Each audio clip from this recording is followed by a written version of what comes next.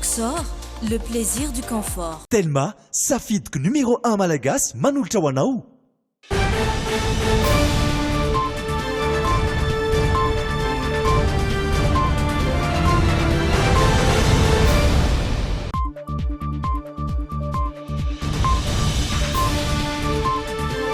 Miarabatoko alarobia fahavalo ny volana aprily tonga soa atao anatin'ny fotoana ny fampahalalam-baovao indray amin'ity takariva ity eto amin'ny le JT manasanao izahay anaraka anay hatramin'ny fiafarany iompana indrindra amin'ny vaovao mandidina ny fiatrehan'ny Madagasikara ny valanaretina coronavirus isika ireto no misongadina amin'izany.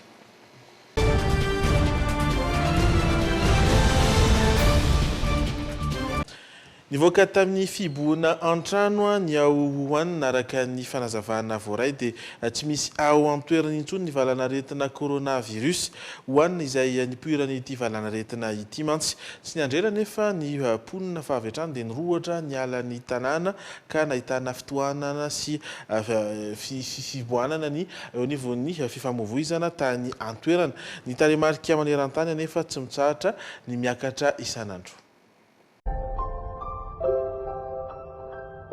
Nioraka ny ponina tao an-tanàna ny hoanina ny Chine ny aliny talata teo taoriny 7 andro ny iboana an-trano. Hoanina izay raha tsy hivina dia tanàna mipoiran'ity valanaretina coronavirus ity. Nandritra izay dia fantatra fa mandidina ny 502 no maty tao an-toerana raha ny taremarika navoaka ny OMS. Tsy adiniko mihitsy ny zavatra niseho teto, mijanona ho tsaroako mandrakizay ato anatoko ato ireo ny ainanay. À minuit pile mardi soir, tamin'ny 12 ora alina katroka ny talata lasa teo dia niverina sokatra indray ireo sakan-dalana napetraka ka afaka nivezivezy ireo ponina. Niteraka fitohanana avy hatrany izany tao hoanina. Mitovy amin'izay ihany koa ny teny amin'ireo seranam-piaramanidina sy fiantsonana ny lamasinina ny antoerana. retrouver leur famille. Taoriny fahatapehan'ny fihoboana iny dia efa fantatra fa tsy maintsy ho maro ireo olona hiala eto hoanina ka izany no nandianako mialoha mba ahafahako miala eto izao arivo izao ihany. Mbola voafetra nefa ireo toerana azo ale ary tsy maintsy manao arovavy ireo olona rehetra mivoaka ny trano. Hatreto kosa mahery ny 7 alina ireo maty ny valanaretina Covid-19 maneran-tany. Mandidina ny 4 alina izany ao Eropa. Ny Italia no ahitana taham-pahafatesana betsaka indrindra satria dia mahatratra amin'ny 7 alina sy 1 hetsy no maty.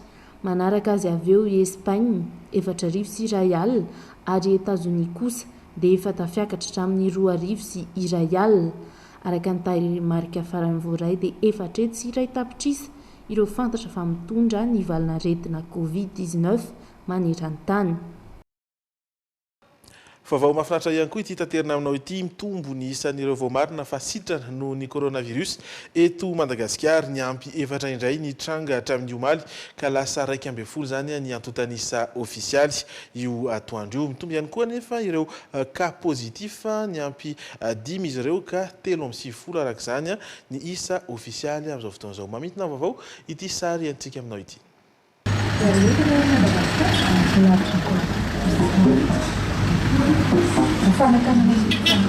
Ny ampy olona 10 ireo vao marina fa mitondra ny tsimikaretina coronavirus hatramin'ny talata atoandro teo. Olona 4 no positif omaly ary ny ampy iray indray androany maraina. Tafiakatra 76 ny isa ofisialy ho an'i Madagasikara. Ka importé ny iray amin'ireo voa ireo ary ka contact kosa ny 4. Ny ka contact zany ireo olona izay tsy nandeha nivoaka tany ivelany fa olona nijanona teto tanindrazana ihany dia mizara anankiroa ny momba azy ireo. Misy loha ny eto Antananarivo ny anankiroa vehivavy lehilahy 27 taona dia vehivavy 12 taona. Izy ireo zany dia efa raisina tanana ao amin'ny hôpitaly daholo befelan-tanana amin'izao fotoana izao avy eto Antananarivo ireo olona ireo. Ny roa hafa lehilahy avokoa 17 taona azafady ary 27 taona dia avy any Analanjorofo. Vaovao mafaly mitombo ihany koa ny isan'ireo sitrana ny ampy 4 izany ho an'ny androany ka efa afaka namonjy fodiana saingy manaraka ny fepetra rehetra kosa izy ireo. Any Tomasina no misy ny 3 amin'ireo sitrana ary eto Antananarivo kosa ny iray. Anankitelo dia tany Tomasina niditra hôpitaly zany atao amin'ny hôpitaly Manarapenitra mora feno Tomasina ary ny anankiray dia atao amin'ny niditra hôpitaly zany atao amin'ny hôpitaly Nalosiala eto Antananarivo 270 zany izy ireo zany hoe 220 zany ny isan'ireo olona izay mbola tanana eny amin'ny hôpitaly ankehitriny arahy maso ny fahasalamany ary mahazo ny fitsaboana sy izay mombamomba azy rehetra zany. Izy ireo dia miparitaka amin'ny hôpitaly manerana ny Madagasikara ary mariany etona fa ny mpitsabo manerana ny nosy miaraka amin'ny tenako moa zany dia mifandray isan'andro andro aman'alina manontany zany mombamomba n'ireo marary ireo mifampizaratraikefa mifampahery sy ny sisa ary indrindrindrindra moa zany hoe protocole iray no ampiasaina zany hoe paikady tokana ihany ny fomba fitsaboana ny marary toy izay koa ny famaritana hoe iza no atao hoe sitrana efa lazalazaintsika ombenomben'ny teto ihany angambany hoe inona ny atao hoe sitrana inona ny fepetra ilazana fa sitrana ary afaka mody zany ireo olona ireo. Mbola anaty fandraisana antanana ilay marary mampiseho fahasarotana eo amin'ny soritra retina ireo mpitsabo efa voatazona na koa stabiliser ny tenany amin'izao fotoana izao. Nanome fanazavana ihany koa ny centre de commandement opérationnel fa tsy misy hatrany ny matin'ny aretina coronavirus eto Madagasikara. Fa infirmiera malagasy iray 50 taona no namony ainy tao Belgique omaly talata vokatry ny valanaretina coronavirus. Izy no mpiasan'ny fahasalamana malagasy faharoa izay namony ainy vokatry ity aretiny ity tany ivelany. Raha ny momba azy Tatisoise no afantaran'ny maro azy fa Françoise Soamaro no tena anarany. Mpitambola ny fikambanan'ny mpikabary malagasy ihany koa na ny Fimpima any Bruxelles ny tenany. Izay eto amin'ny Druimine dia mirary fenona feno ho an'ny fianakaviany izay namony ainy. Fa ao anatin'izay ihany koa dia nampiakapeo manoloana ny fanehoan-kevitra nataona mpiasan'ny fahasalamana tany Frantsa ny OMS adievitra tamin'ny fotoana io ny hanatanterahina vaksiny amina afrikanina tsy nankasitraha ny vondron'ny fahasalamana maneran-tany ny fomba fanehoan-kevitra izay toy nampiseho fanavakavaham-bolokoditra no sady nampiseho ihany koa ny toe-tsaina mpanjanantany. Tsy mitondra mankaizy izany karazana fanehoan-kevitra rasisty izany hoy Tedros Ghebreyesus, tale general'ny OMS. Tsy azo atao toerana fanandrakandramana i Afrika hoy ny tenany ary tokony ho atsahatra ny toe-tsaina mpanjanantany. Manamelika ireny karazana fanehoan-kevitra ireny izahay. Raha tsy aivony niteraka resabeny nataona mpikarika frantsay nandritry ny fivanianany teo amin'ny fahitalavitra LCI tamin'ny herinandro ambony. Nanontaniana mikasika ny vaksiny BCG i Camille Loct talen'ny ivitoerana mpikarohana iray ary teo ankilany Jean-Paul Mira lehibe ny fitsaboana sy ny famelomanaina atao amin'ny hôpitaly Cochin any France. Si je peux être provocateur, est-ce qu'on ne devrait pas faire cette étude en Afrique où il n'y a pas de masque, pas de traitement, pas de réanimation, un peu comme c'est fait d'ailleurs pour certaines études dans le sida? Manontany Jean-Paul Mira raha tsy tokony ho an'ny Afrika no hanaovana ny fikarohana sy ny andrana satria tsy misy arovava sy fitsaboana na koa famelomana aina ny any an-toerana tahaka ny fanao amin'ny fikarohana momba ny sida amin'ireo mpivarotena izy ireo izay tena miatrika ny rehetra. Mamaly ilay mpikaroka fa azo eritreretiny izany ary izay paikady izay mihitsy no ataon'izy ireo. Noraisina toy ny finiavana hampiasan'ny Afrikana no toy ny fanandramana fotsiny na ny kobay ny fanehoan-kevitra izy ireo efa nialantsiny avokoa ireo olona roa voakasika izany. Nilaza mihitsy ary ny ministry ny raharaham-bahiny frantsay fa tsy sorotry ny fitondram-panjakana ny resaka nataon'ireo mpitsabo roa ireo. Tsy laboratoire i Afrika hoy ihany koa i Didier Drogba. Nisy vondrona mpisolo vava marokanina ihany koa nametraka fitoriana mihitsy aza noho ny fanavakavahana volokoditra. Ho atao any amina firenena Europeana maro sy any Australia ny fanandramana hoy ny fitoeram-pikarohana INSERM ka tsy ho adinoina manoloan'izany i Afrika ho hiatrany izy ireo. Hatreto fitranga mahery ny 700 sy ray alina no voamarina manerana ny Afrika. Mahery ny 500 ireo maty ary 105 mahery kosa ireo izay sitrana tamin'ny aretina coronavirus. Fa nilamina kokoa ny teny amin'ny tompo-piantsonana Andotapenaka androany izy raha nohoarina tamin'ny fahabetsan'ny olona omaly. Naka fotoana nefa ny fanaraha-maso teo am-piangana no ireo dingana ara-pahasalamana izay tsy maintsy atao ho an'ny fiara sy ny mpandeha tsirairay avy. Tsy vita tao anatin'ny feim-potoana napetraka izany hoe mialohany tamin'ny 1:30 ora atoandro nefa ny fandefasana ireo fiara. Rindra Tahiry sy Dolphe Rakotonyaina no mitatitra antsika izay vaovao izay. Namaivana ny fandraisan'ireo mpandeha ho an'ny tompo-piantsonana teny amin'ny fasankarana nafindra teny Andro Drakely ny fiangana ho an'ireo taxi brousse tamina coopérative 720 miazo an'ny Fianaratsoa sy Toliary. Namafisina ihany koa ny fandaminana ho an'ireo tompo-piantsonana ireo toy ny teny Andotapenaka nanarenana ny lesoka tamin'ny fahamaroan'ireo olona ny fanaretsaka omaly. Ny eny eo amin'ny 20 isan-jatony eo nisan'ny mpandeha. Zay aloha dia efa mahatsara zavatra. Ny faharoa dia efa napetrapetraka daholo ny namafisina ny fandaminana rehetra isaky ny gare routière. Izany hoe samy manana postiny tsirairay daholo zany manana tompo andraikitra daholo ny olona rehetrarehetra dia efa samy mahafantatra tsara ny tokony ataony. Ny coopérative dia mahafantatra tsara koa hoe tsy maintsy mameno tsara ny lay manifold. Satria izay koa na tara be omaly tsy maintsy averina foana ilay manifold satria tsy voafeno tsara ilay izy. Tsy maintsy mandalo fanasan-tanana ireo rehetra miditra eto, tsy maintsy manao arivava ihany koa, mividy tapakila ary aorian'izay dia miroso amin'ny fitsapana maripana sy famendrahana fanafody. Ny Ministeran'ny Fahasalamana no miandraikitra izany. Ny association Fity kosa no sana ny fametrahana ny gel désinfectant isaky ny fiara na raha nakaiky ny famenoana ny manifold. Ireo no isan'ny tarika ny fahelan'ny fiangana ho an'ny fiara tsirairay avy. Ny contrôle départ aloha voalohany indrindra aloha dia le famenoana aloha ny lay manifold. Dia iny le teneniko tsy maintsy atao exemplaire anankitelo, ray mijanona ho an'ilay coopérative, ray mijanona anatin'ny tomobile ary ny tely mijanona aty amin'ny ATT.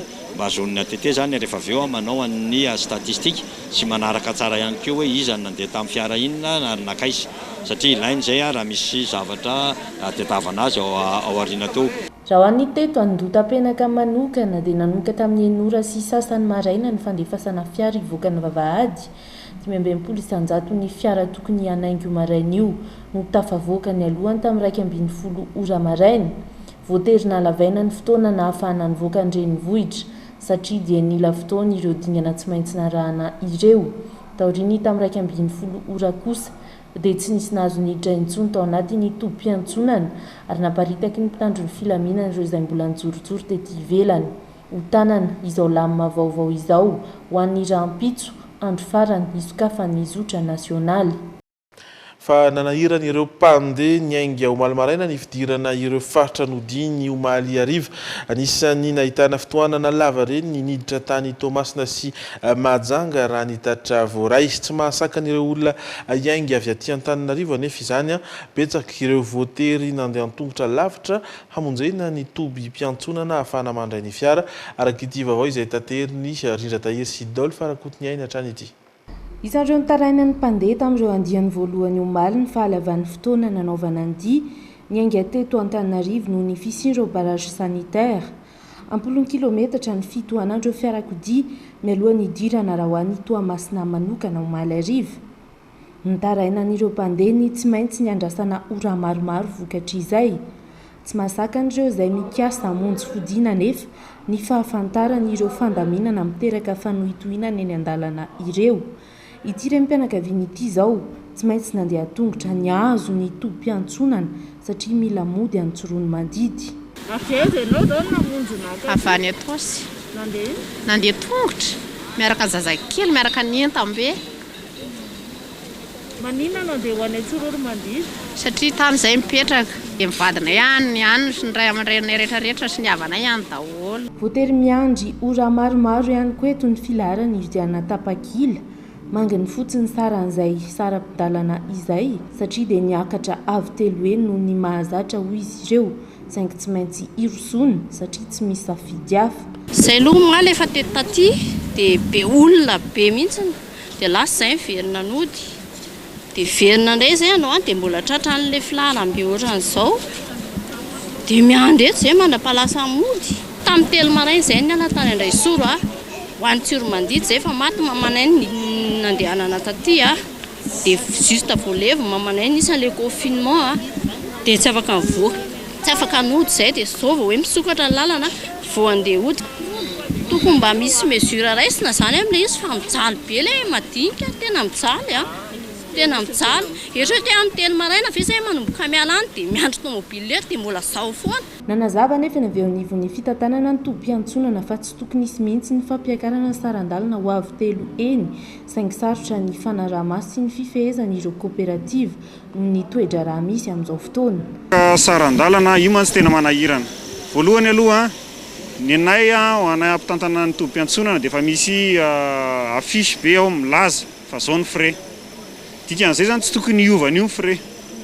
Fa le olona mihitsy koa nefa maika te hody dia vao miteny le mety misy manararoatra ao anatin'ilay sondray loasa dia tonga dia manaiky le mpandeha na le mpandeha mihitsy koa no miteny ataovy an'izao fa zay andeha. Zay manahirana migerer keran'ilay frais zany. Fa en fait efa misy affichage ao dia manaraka an'izay ny rehetrarehetra.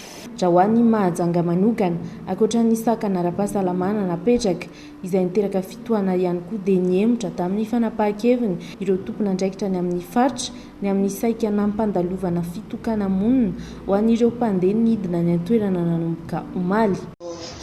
Zavatra nisy moa zany dia ny fanafanana le hoe mise en quarantaine zay miarahana ny dinika ary tsy midiniana hoe adiny iray na adiny roa fotsiny zay fanapahan-kevitra zay noraisana teto zay ino moa zany efa iny fanapahan-kevitra misy dia zahay tsy anoatra an'izay fa ny fampitandremana ny vahoaka fotsiny zavatra ataonay hoe okatsika hitandrina ka zay nataoko hoe sao dia misy eritreritra koa hoe misy hevitra tsy mitovy ve aminareo mpanao politika na ohatra zany tsisy resaka politika ty. Mbola fitarainana nataon'ireo mpandeha ihany koa ankoatra ireo ny tsy fahafahana mitondra ireo entana miaraka amin'izy ireo eo ihany koa anefa ireo manafatratra ny hiparitany tsy mikaretina ao anatin'ny fiara satria dia feno avokoa ny seza rehetra nefa mbola ho lava ny dia.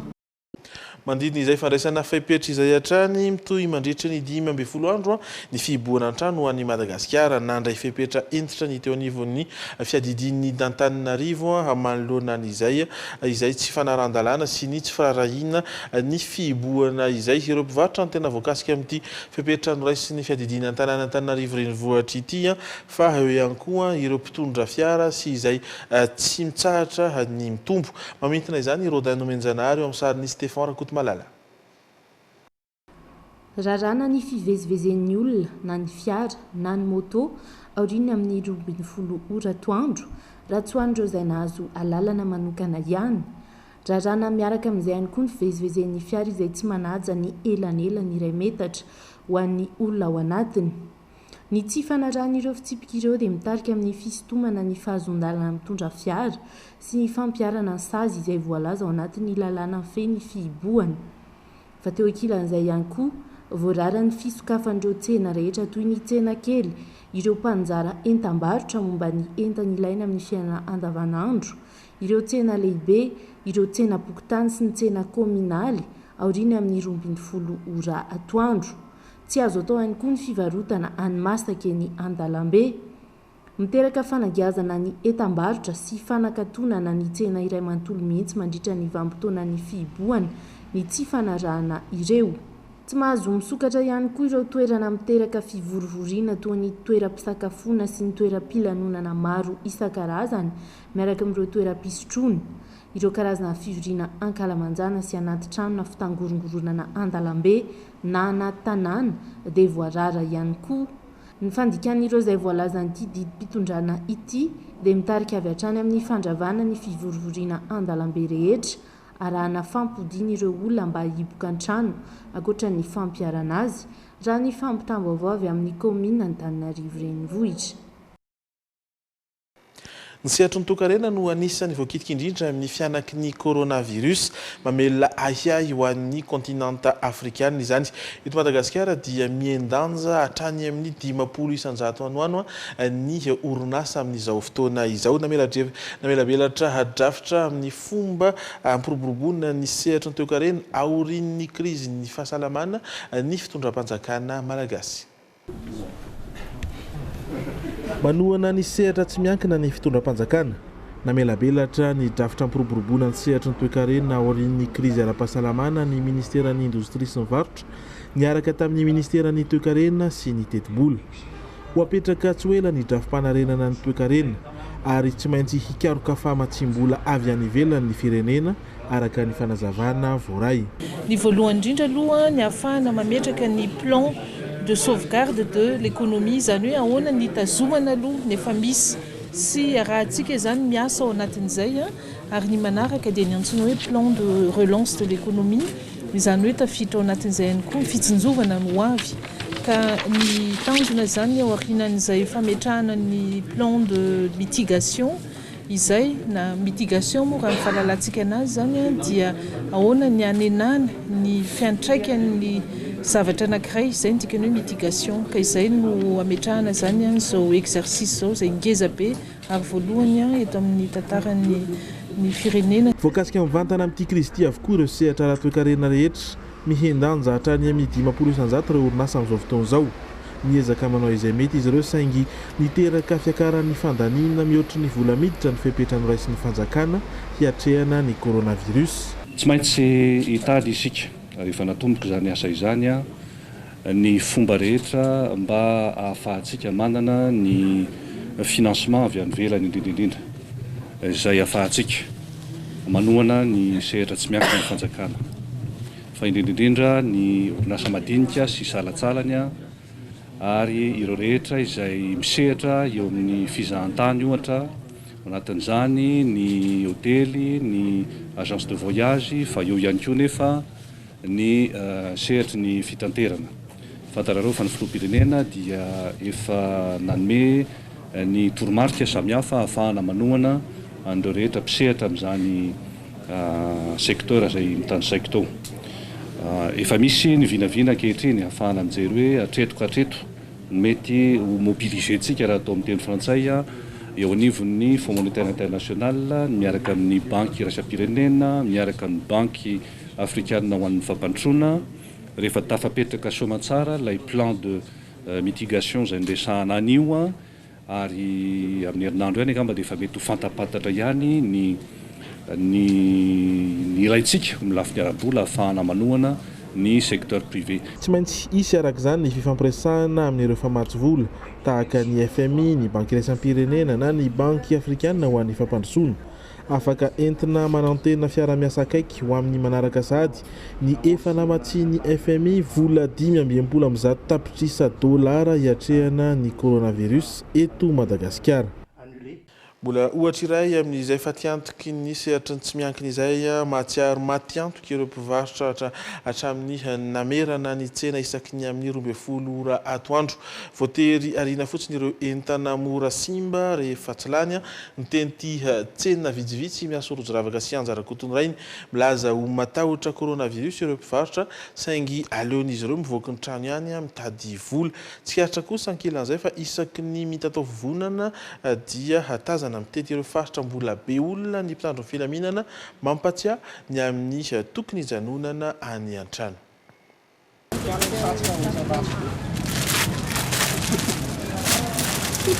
Tsena n'Andravoahangy andalam-pangoronan'ireo kojakojana amidiny ny mpivarotra na eo aza ny fepetra napetraka amin'ny tokony hijanonana any an-trano aleon'izy ireo misafidy ny dady vola aloha isan'ny andrandrain'izy ireo kosa ny azon'ny mpivarotra anaty tsena ny anjara fanampiany ihany koa.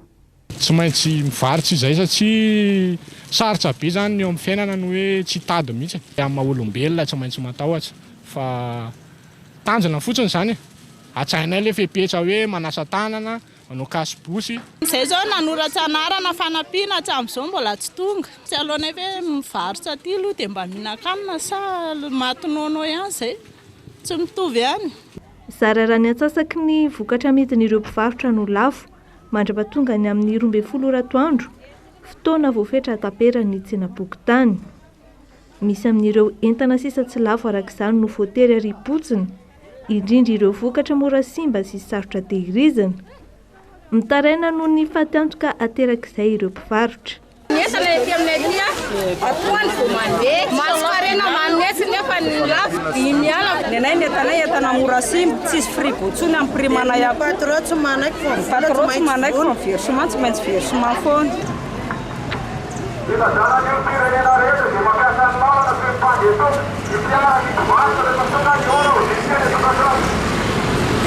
tsikasitra tamin'ny toerana sasany teto andrenivohitra fa noho ny gadona ny mitatao vovonana mitety ireo faritra mbola be olona ny mpitandro ny filaminana ary mampatsiahy azy ireo ny amin'ny tokony hodiana sy hijanonana any an-trano. Fa tsy latsaky ny 200 eo ny totalin'ireo marary raisina an-tanana ao amin'ny toby fiangonana loterana eto Madagasikara. Misy ny fampitaovana ireo toby izay hoenty miatrika ny ady amin'ny coronavirus. Isan'izany ny fanomezana arovava sy savony ary fanomezana fanampin-tsakafo ampitombo hery an'ireo marary ireo. Fampitaovana izay avy amin'ny mission avy any Norvège sy États-Unis. Horatsika ny fanazavana entin'ny pasteur Aril de Baquet izay mahasoivo sy misolo tena ny mission avy any Norvège.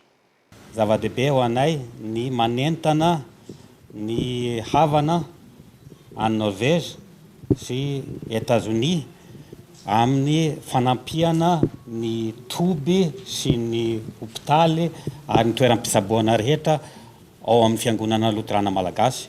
Heverina fa raha mandeha tsara ny fiarovana ny olona dia afaka andresika amin'ny endrika maro manoloana ny aretina Covid-19. Manohy ny antso ho an'ny rehetra amin'ny fibebam-pirenena ny hetsika fampiraisana ny kristianina. Isan'ny fotoan-dehibe iomanana amin'ny fiavian'ny Paka ny zoma masina izay hanentanan'izy ireo ny fifamelana isan'ankohonana. Eo ihany koa ny fifadikanana izay afoizana izay hananana ho an'ireo sahirana eo anivon'ny fiarahamonina.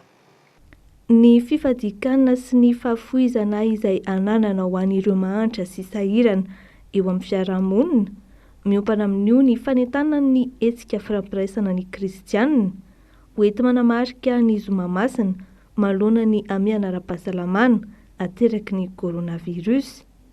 Miantso ny rehetra ihany koa izy ireo anatanteraka ny fibebam-pirenena izay miainga amin'ny fifamelana isan'ankohonana. Anisan'ny olana lehibe misy eto amin'ity firenena misy antsika ity dia ny tsy fifankatiavana, ny tsy famialana, ny fifanenjehana.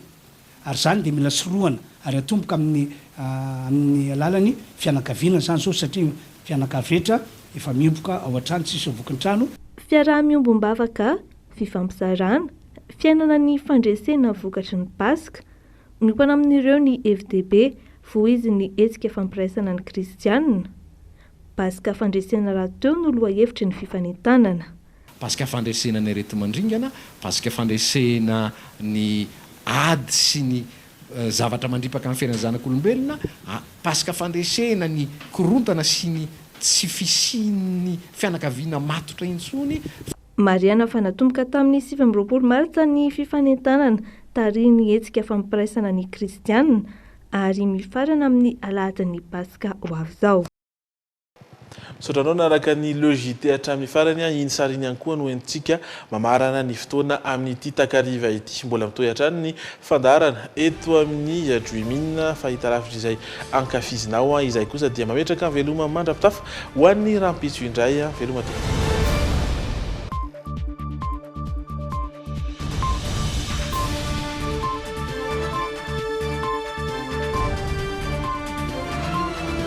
Telma safidiko numéro 1 malagasy nanotra ho anao teo.